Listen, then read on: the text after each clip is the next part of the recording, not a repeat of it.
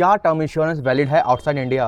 अगर आप life insurance की वैलिडिटी आउटसाइड इंडिया की बात करते हैं तो यहाँ पर दो सिनेरियो बनते हैं। एक, पहले से ही कोई पर्सन आउटसाइड इंडिया रह रहा है और उसने पॉलिसी बाहर रहते हुए इंडिया के किसी इंश्योरेंस कंपनी से ली है, जैसे आप एनआरआई हो गया या पीआईओ हो गए।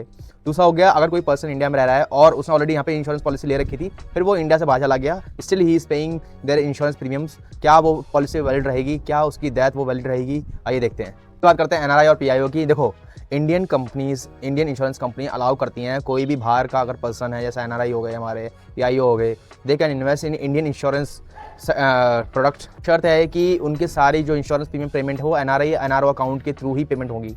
आता है कोई ऐसा पर्सन जो इंडिया में रह रहा था ऑलरेडी, उसने इंश्योरेंस पॉलिसी ऑलरेडी ले रखी थी, फिर वो एम्प्लॉयमेंट या किसी और पर्पस के लिए या टूरिज्म के लिए आउटसाइड इंडिया चला गया, वहाँ उसके साथ कोई मिसहैपनिंग हो जाती है, तो क्या ये इंश्योरेंस कंपनी उसको कवर देगी?